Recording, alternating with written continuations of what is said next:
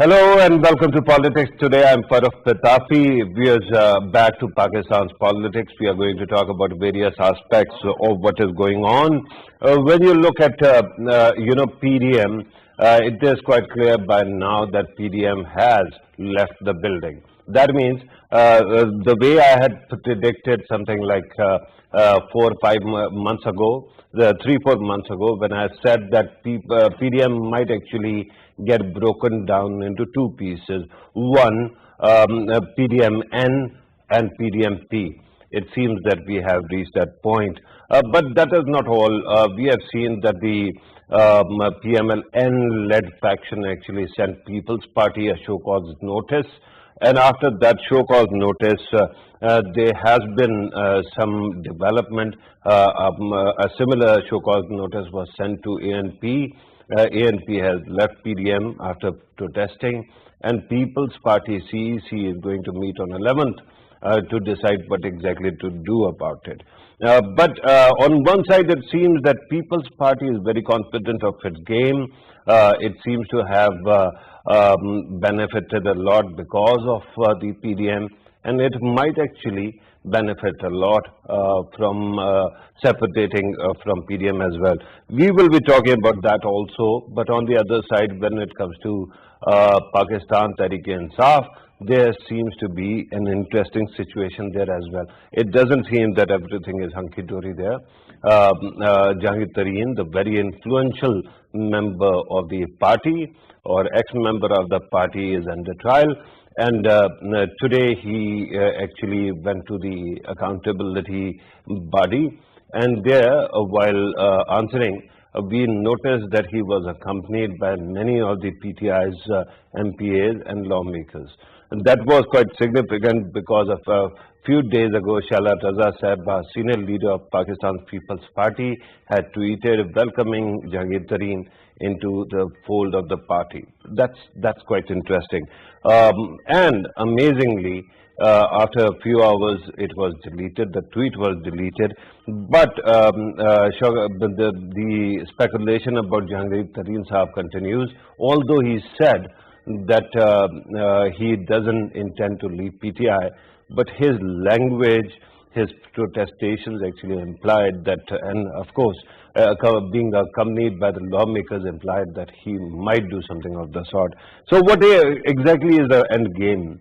When you talk about the Punjab politics, it seems that if Jahangir Tareen were to leave PTI and join People's Party, People's Party might finally be in the position to force the hand of PML-N, which has chosen to stay out of power because of the domestic or internal family and party disputes, because of the rift between Hamza and Mariam.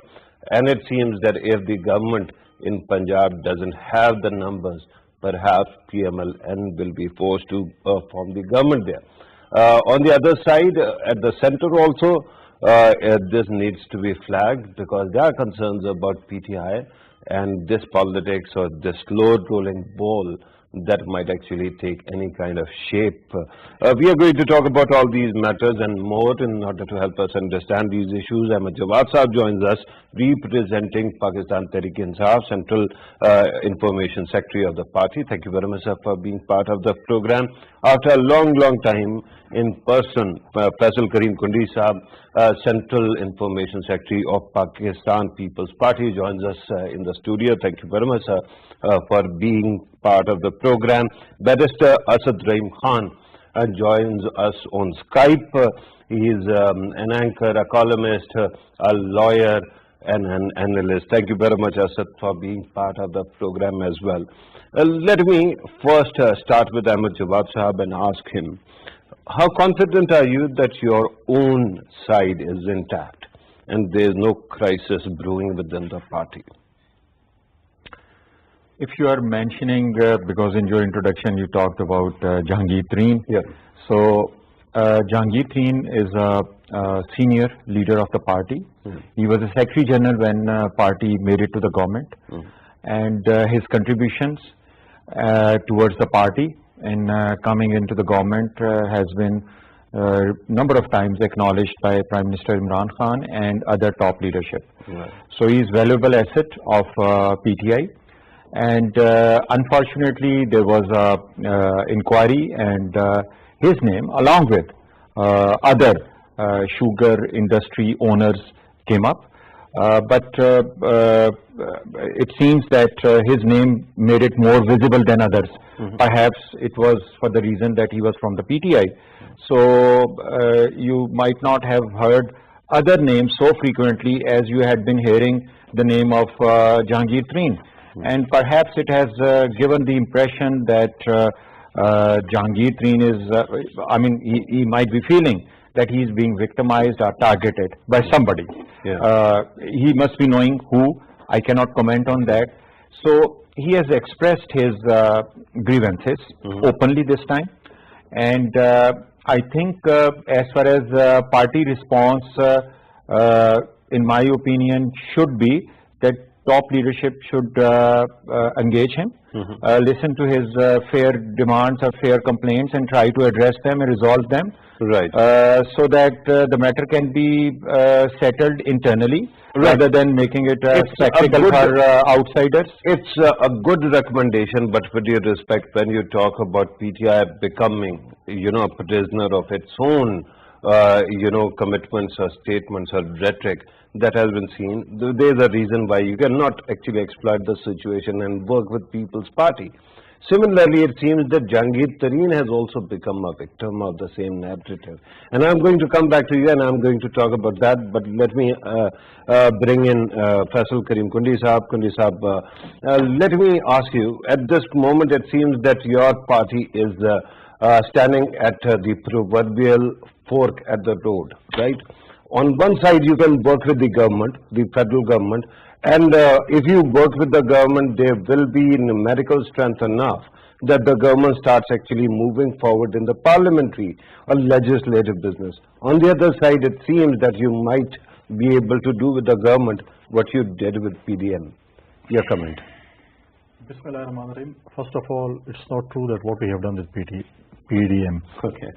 Thing is that what PDM has done, they have given the show cause notice to Pakistan People's Party and ANP.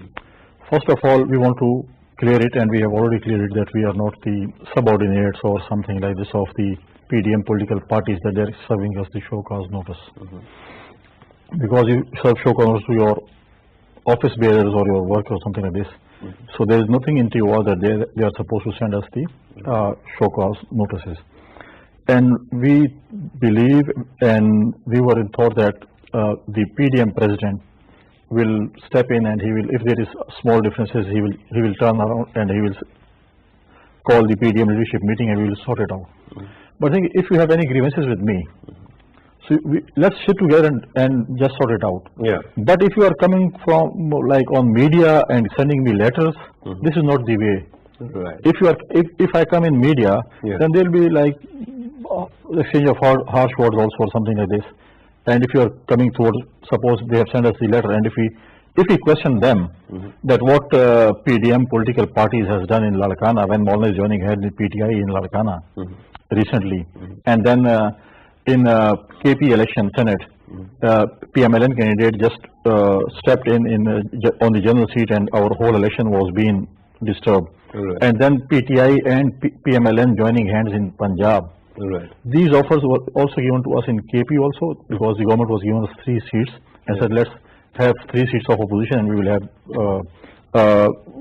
smooth election. Okay. And similarly in Sindh also. Right. But we didn't do it. Okay. And we didn't question different things, because when there was election in Nowshera, ANP was contesting against PDM. Right. So there are a lot of things which President PDM should have interfered, and he should have asked them. And but he is ill right now, so he is ill, but he should not have given the authority to his general secretary that you go and write letter to the political parties. This is not the way, and we are not answerable to any political party. Right. I am answerable to my own political party. That is true. And whatever ANP has done yesterday, it was like, I think they have to, in their point of view, it was good, because they said we are not answerable to anybody. Right. And if somebody wants us to be used, we are not going to be used. Right. If President, first thing is, if President PDM is so ill that he can't function, that he should give his charge to the senior Vice President, who is Raja Parmeshwar at that time. Right. Right. But if he's giving authority to other political party or the General Secretary to write letter as he want to.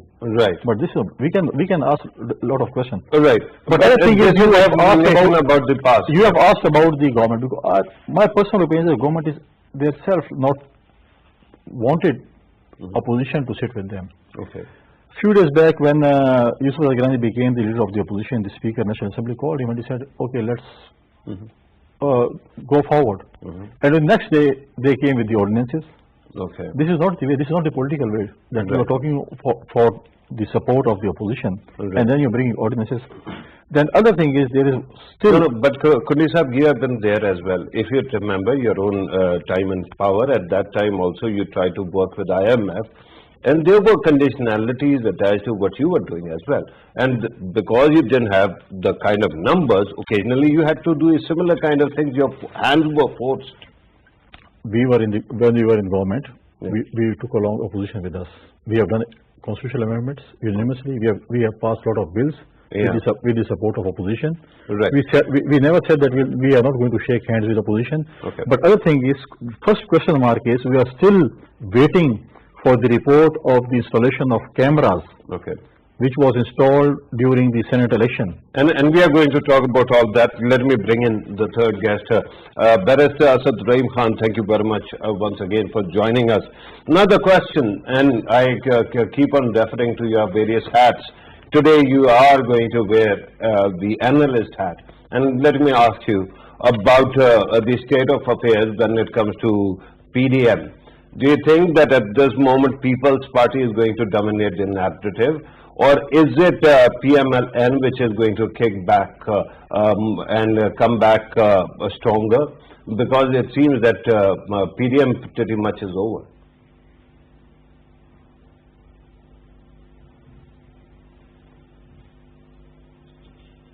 Asad, you'll have to unmute your mic so that we can hear what you're saying.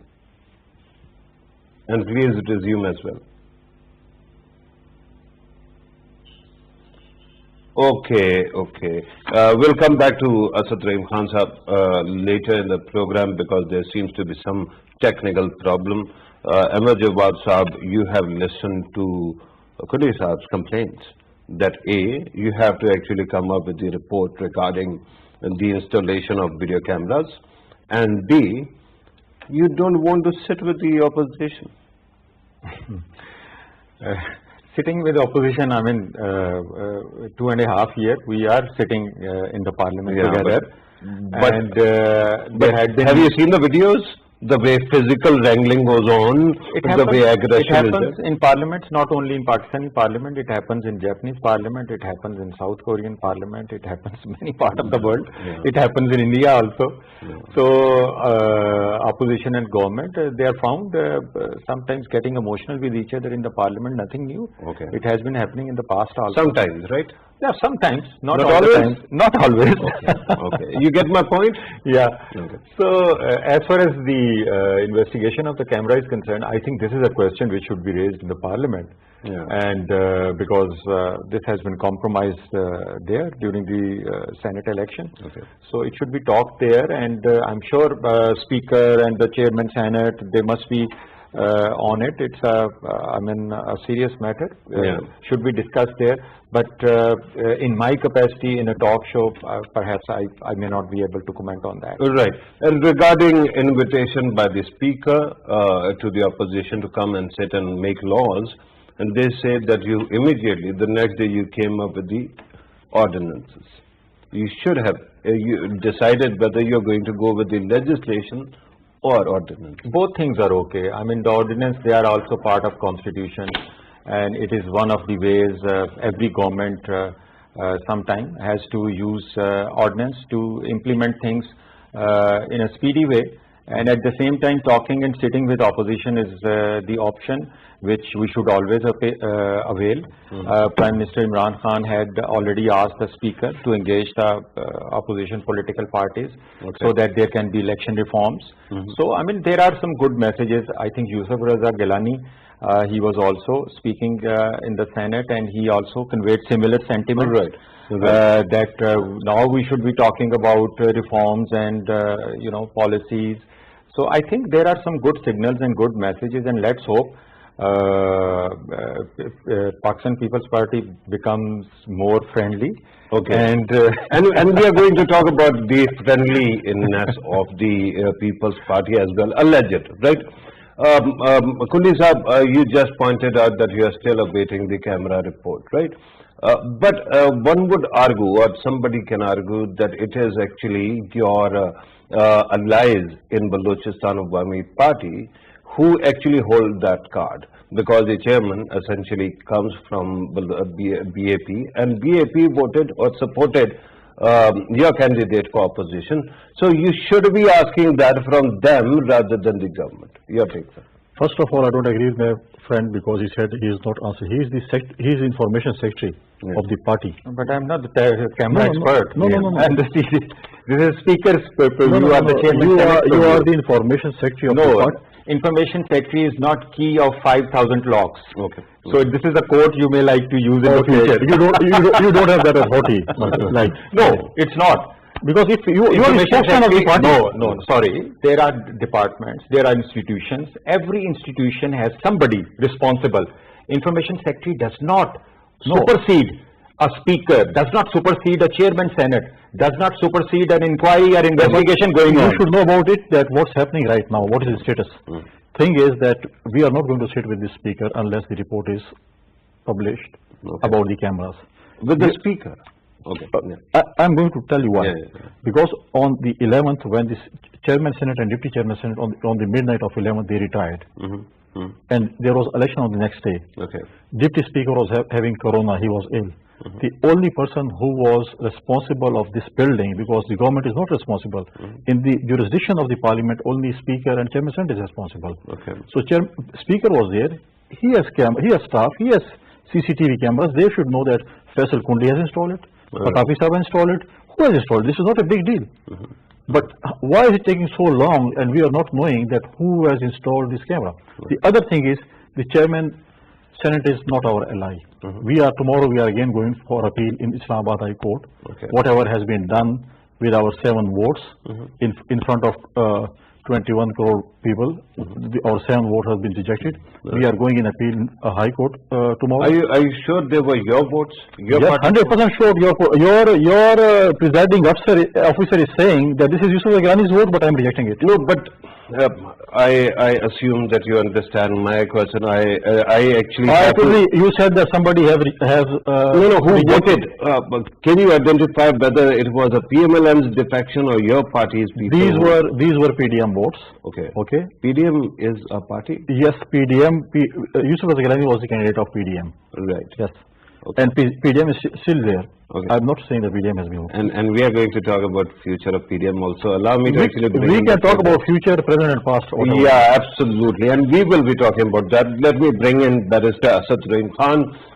His voice connection has been restored. Barrister Sahab, please resume your comment about PDM and the politics of PML and People's Party. Then I'm going to ask you about PTI as well. Please go ahead. Thank you for having me, Farrukh Sahab. I agree with Kundi Sahab that Pakistan People's Party is very right in its position that PDM is not a political party, and to serve them show cause notices just points back to what has been said for many weeks, that PMLN and JUIF have come together but lost the coherence of PDM's narrative.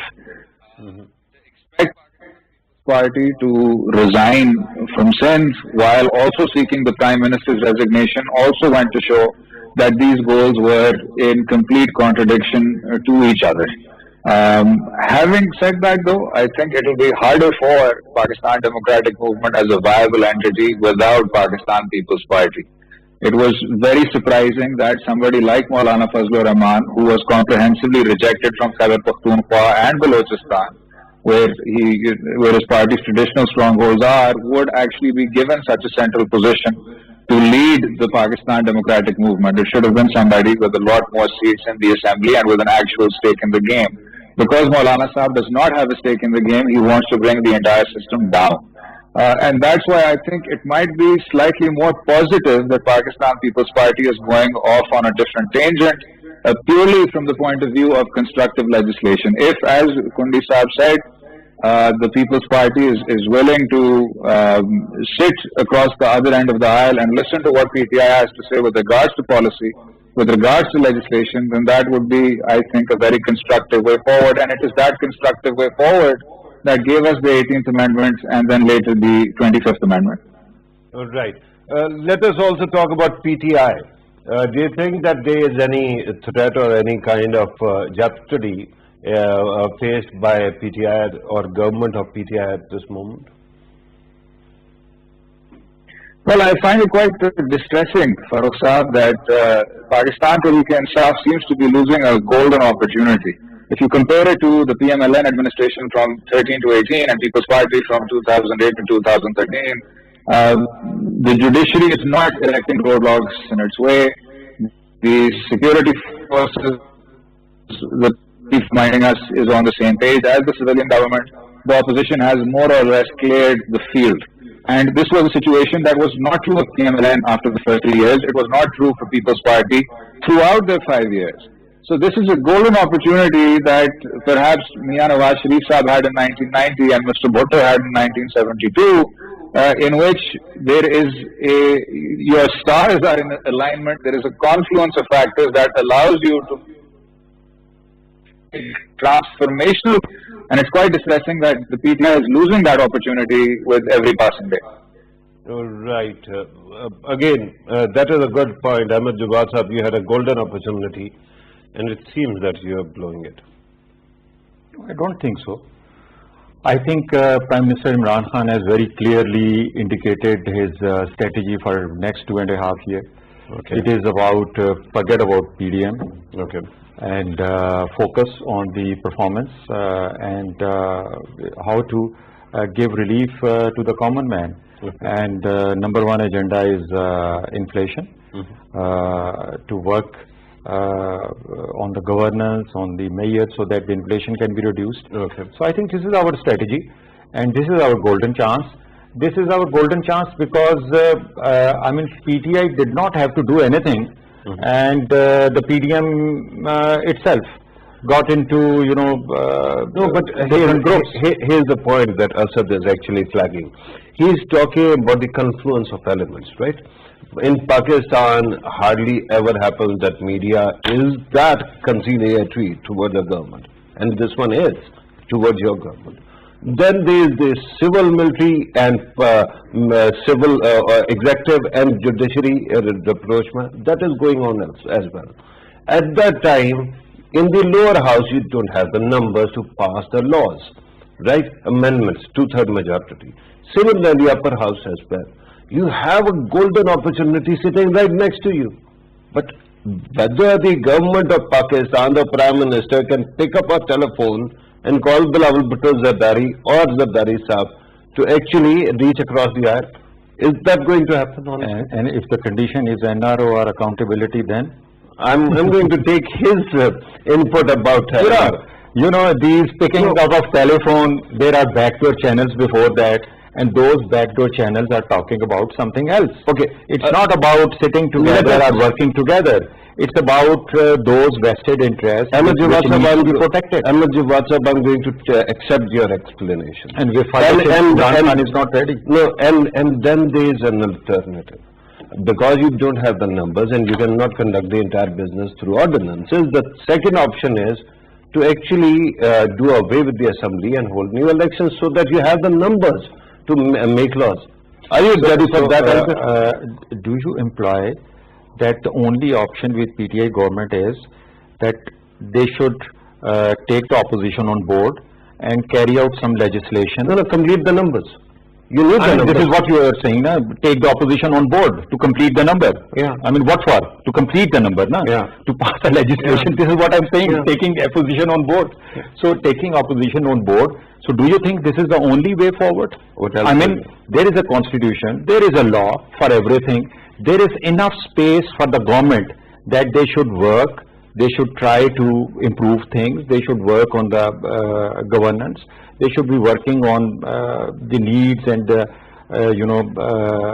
requirements of the public. Right. I think there is enough space. Yeah, so, and we are going to talk about that. And if there is anything which is of urgent basis, you always have the possibility of having an ordinance through the constitution, right, which is not unlawful. No, that is true, but it doesn't hold for that long. But at the same time, PTI has given a very clear message that we can work together, and he has asked the speaker to engage the parties. Let's talk about election reforms together. Let's talk about NAB. Let's talk about... And we are going to talk about that, all of that. But regarding what you have said, no, but you said that we have enough room to maneuver and do our business. I will be, when I come back to you, I'm going to talk about it. When I come back to you, I'm going to talk about Punjab government, how much space do you have there. But Kudi Saab, the government continues to talk about the People's Party's desire to have an NRO. You want to come in on that? First of all, we are not that much willing to sit with the government. Okay. And one thing is they have got this, when you are making some movie or drama, you have got one script to the actor or actresses. And they have got the script, NRO, dacoits, thief, that's it. When you talk about some sense, they say, oh, they want NRO. Who wants NRO? Name it. And who have we talked? Okay. Thing is, and we are not that, opposition is still intact. On the first session of the Senate, when JUI member Kamran Murtaza, he brought something on COVID-19, all the opposition were united and we defeated government on the very first day, on the very first bill. Right, right. And thing is that we are not that much willing, that you are saying that People's Party is that much willing to sit with them. And I have said that we have a big question mark on speaker. Unless he bring the camera's report, we are not accepting this speaker anything of it. All right. Yes. Regarding what you have said earlier, you said that we are not asking for any NRO. But the government keeps on mentioning another very interesting detail. They said that when FATF bill was being passed, at that time you were invited, and at that time Farrukh Naik Sahab actually came up with the 34-point amendments to NAB law, which would have amounted to NRO. No, that's not NRO. If we are saying that this NAB is used for political victimization. When there are cases against opposition government, there is nothing going to be held. When there is case against opposition, they just catch you, they just ask you to prove yourself guilty. And then other thing is that not guilty, because they have arrested you and said, okay, we have lost this charge sheet and proof that you have not done this thing. Thing is, my friend is saying that we are going to constitution, we are saying this. What were your Prime Minister saying about dual citizen, conflict of interest, other things? Where are they right now? Okay. Your federal cabinet is full of dual citizens. Okay. Your federal cabinet members are having conflict of interest things. No, but who are you referring to? Because when you talk about the ministers and SAPMs, the honorable courts have actually interpreted that. No, I'm saying about the Prime Minister saying, oh, they are not loyal to Pakistan because they have got dual citizenship. Their leader used to say. Then conflict of interest, that their leader used to say that there will be no conflict. If somebody is having business, there will be no conflict of interest. And straight away, now look at Commerce Minister, look at the Petroleum Special Assistant or Advisor, whatever, what they have, now they have removed him, or the inquiry is going on. But these are the conflict of interest. The very first day they were saying these are the conflict of interest, but they were not listening to us. Here's an interesting question. And now my friend is saying about the NRO. What have you done to sugar mafia? What have you done to flour mafia? What have you done to medicine mafia? I just wanted to highlight actually that point.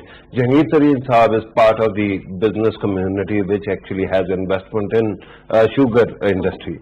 He might actually leave the party, and it seems that your party is going to welcome him.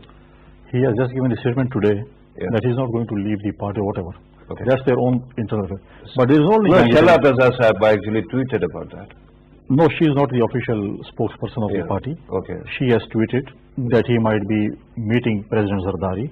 And joining the party. And joining the party. She is not the official spokesperson. Okay. I am the information that I am saying that he is not meeting in next week. He met Ahmed Mahmood, who is our South Punjab president. He is his relative also, and he is his business partner also. So they are meeting. Their normal meetings are going on regarding business. Okay. But he has not. And if he wants to meet President Zardari, that's the party decision. We have not said that we are not going to shake hand with this or with that. Never our party leaders have given this. So you don't ask for any NRO? We are not asking for NRO. They have given their what's happened to the sugar mafia, flour mafia, medicine mafia? What happened? We went for the BRT. Why is their government hiding behind the courts for the BRT case? No, BRT is quite an interesting aspect that I want to actually talk 40 about. billion BRT is of corruption, but 100 billion, crossing 100 billion is only clean and clear BRT. Okay, I had to actually go to Asad Rahim, but if you want to comment on BRT, please do. Because this is something that keeps on coming in the mind. First of all, BRT, there is always talk about price escalation. So I just would like to educate that there is a website of Asian Development Bank. This is not PTI website. And every project of Asian Development Bank, they keep a status of that project. If you open that and go to this project and you see the price on the first day and you see the price on the last day, there is not even $1 escalation in that price. I'm not saying, ADB is saying, please go there, check it, and let me know if I'm wrong. Is it what you were talking about? What's the cost of the BRT right now? Okay. Total I have not seen the website. He might have seen it. So what's the cost? I don't remember exactly at this moment, but what I'm claiming and challenging you, please go to ADB website, www.adb, and you can find the cost and the status. There is not $1 escalation of the original price which was on the first. It was 29 billion. Okay, I'm challenging. Let's have a third party audit. Yeah. And then we will see what happens. Okay, for that, why are they hiding behind? Why are they hiding behind the courts? Right, you are saying they are very clean and clear. Escalation. So I'm saying there is not escalation of $1. I'm challenging. Oh my God! Okay, Ahmed Jawad sahab, and you can conduct another program, and I can bring that. I'm ready for it. For the ADB. I will, but at this moment I'm not concerned about. I am ready for it. Okay. Not ADB. I am ready for it. It was 29 billion project, and he had crossed 100 billion project. Okay. So what's that? Right, and we are going to talk about I can open it now. But sir, with due respect, let me go back to Asad Rahim Khan sahab. Asad sahab, you can actually talk about both these aspects. Do you think that ordinances are in any way a replacement of legislative business? One, and if you want to talk about the overall state of governance regarding BRT and other projects, you can also comment on that as well. Please go ahead.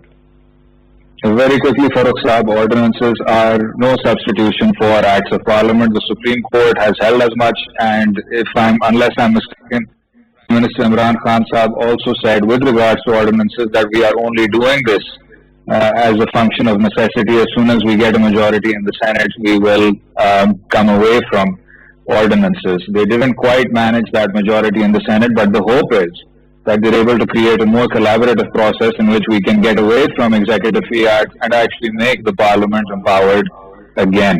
Now, with regards to your second question, it's good that the PTI and its leadership is looking at inflation. There's not many participants in this program who will be badly affected by the rise of basic commodity prices, but the vast majority of this country will be. But also have to look back in the past 2.5 years and see, with regards to your question, Farrukh Saab, about overall governance, that are we more engaged in the business of day-to-day firefighting, or have we passed transformational reform? And right now, it seems as if the goalposts are rather limited when they talk about those reforms. If it's restricted to inflation governance, then the massive challenges this country faces with regards to overpopulation, water shortage, weak institutions, the fact that our foreign policy is beholden to extracting rents from our geographic position, a lack of an industrial policy, a lack of an export base, a tiny tax base. I mean, you can go on and on. A lack of any land redistribution since 1947, Right. which is so much income inequality. These are big-ticket structural reforms that require happening, and it's unfortunate that PTI, which has such an expansive manifesto, is not taking care of the big promises. Right. But since you have talked about all these matters, is it not true that there are systemic issues and they have been there and every government has faced it, and a government which doesn't have that kind of numbers might not be able to bring that kind of revolution? In order to see that kind of change, we'll have to wait for the next elections whenever they happen, because a government empowered with the numbers in the parliament might be able to bring about the reform, not a government which is actually has only very thin lead. Absolutely. Nobody is making light of yes, absolutely. Nobody is making light of the structural impediments that this government faces, or the lack of capacity that any government has since the very beginning. But as was mentioned by the other guests, even in terms of PTI promises that they are saying that they're going to accomplish within that limited capacity, the sugar mafia is as big a reality as it was before. The conflict of interest in petroleum is in front of us. These are initiatives, these are historic commissions of inquiry that the PTI enacted. There is not a single big, one of these sugar warlords that's gone to jail.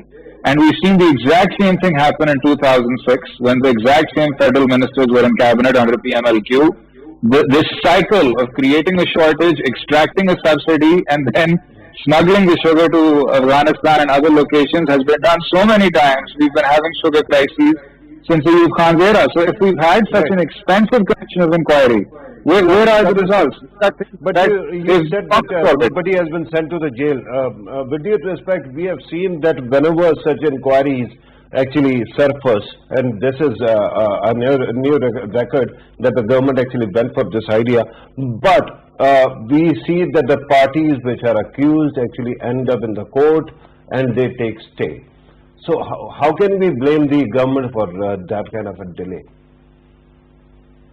No, I think our overall judicial system, the answer to get away from me, that the executive and the judiciary will need to figure out, including the preponderance of stay orders. But with regards to this particular the fact of the matter is that responsibility has not been fixed to a criminal extent. Cabinet ministers who were named in the Commission of Inquiry continue to retain their portfolios. Very big sugars who are affiliated with every single political party continue to run around. It's not about a stay order. It's about the fact that they are not being prosecuted. And it's just one small point, Farrukh Saab. It's not about the criminal prosecution either. It's about the fact that a severely water depleted country, the more and more the sugar crop takes over in South Punjab, you destroy your agriculture for future generations. It is something that needs to be torn out of the soil and replaced with the cotton belt. So, right. a bit of that's a good point. Unwieldy answer. I'm glad that you have highlighted these aspects, because I'm going to actually take the matter, because we are moving closer to the conclusion of the program. I'm going to ask both of you to comment on two aspects. One, sir, regarding your governance, everybody says that your party also promised a lot of reforms, and then there was one part of it that was bureaucratic reform, and you have a very senior gentleman heading it, Dr. Ishrat. Have you actually moved any reform package in the parliament regarding bureaucracy, with the exception of the idea that you are going to reform the intake process and the qualification of the new candidates? Farrukh, if we pick a question out of 100 questions which might be asked from the PTI, and you pick the question which perhaps might need 10 years to implement something, so I would like to talk about the performance, because I think this was being discussed in this program. So as far as the performance of the PTI after 2.5 years is concerned, Allow me. No, no, So, but I mean, you can choose what you want to know about PTI, but let me choose what I would like to tell about PTI, about the performance. yeah, but Because your question, you are concerned about the performance, no? No, I'm particularly talking about certain aspects which seem to be giving you grief. Yeah. For example, bureaucracy is a big issue right now. See the Punjab government, you keep on changing secretaries, flick every 5 minutes, right? It seems that is the impression. So you had to come with some reform. I gave you a name. Farrukh, that is what I'm saying. You see, when we ask this kind of question, the impression goes that perhaps PTI in 2.5 years has failed to do anything. So let me clear that perception. I just gave you a name. You don't allow me. No, I just gave you a name. You're not going to comment on the gentleman. You're not allowing me. No, please, please. So, first of all, reforms is not something which can be done in a very short time, and especially when you know yourself that to make amendments in the system, in the constitution, you need 2/3 majority. So that is one big hurdle, that if you have to bring some policies changes, you have to bring some reforms. So that's few things have been done with the help of ordinance, but everything cannot be done. Right. The civil services structure cannot be just done away, you know, because the entire country's governance system is resting on it. So it cannot be just a switch that you just remove everything and there is something which is ready and the next day you can talk about it. So let's talk about the performance of the government also, because there was comments from my brother. You'll have to squeeze it into 3 lines because I have to conclude. Just today, what is the situation of Pakistan economy? Pakistan Stock Exchange is at the best level in last 3 years. Pakistani dollar in last 3 months has been mentioned internationally, not by PTI, that in the last 3 months it has been the strongest currency against the dollar in the world. Let's talk about the foreign remittance. In 72 years, this is the highest foreign remittance which has come into Pakistan in last 6 months. Okay. So let's talk about the dollar, which was 170 and it was speculated that it will go to 250. It has come down to 150. I should compliment you that Let's talk about the foreign reserves. That was a great segue away from Which my was question. $9 billion. But my question was not answered. I have to actually... This question basically is for what? To performance? To achieve performance? No, reform. Actually, reform is done for what? For performance? And that is true. Of course. But I'm telling you the result. I'm going to take that as your conclusion. Faisal Karim Kundi Sahab, you can comment on what was said. Your own reforms also are a big question in Sindh. We haven't seen that kind of... My friend has said everything's so good. So if everything is going so smooth, why have you replaced your finance minister then? He might be delivering very good. But you... Because thing is... You claim victory. Bilawal Sahab says that we defeated No, but they can bring him from KP right now. No, they can bring him from minister. This was till I think May. You could continue. June, maybe. No, you can bring him from KP because you have majority in KP. You have majority in Balochistan. Bring him from, make him center from that province also. You can bring him from Punjab also. Why don't you take him into answer? Thing is, you are saying that right now check the prices. Prices are shooting up and they say that our things are going very smooth. Right. They need to be improved. Okay, so this is an important reflection on what is going on, or at least People's Party thinks. Asad, I had to come to you, sir, but I'm told that we have run out of time. I will make it up next time. Barrister Asad Train, thank you very much for your participation. Ahmed Jawad Saab, always great having you in the show. Faisal Karim Kundi Saab, always great having you in the show as well. Because you have listened to our participants, the discussion, of course, continues. But I wish that instead of talking about political competition of parties, we were comparing the performances of various provinces and their governments, and then we could talk about the local government process as well, because there is a lot that needs to be done. Sadly, at this moment, it seems that atmospherics and the national narrative and national discourse are so slanted that we end up talking about party politics rather than performance politics. This was today's program. Thank you very much for watching. Take care.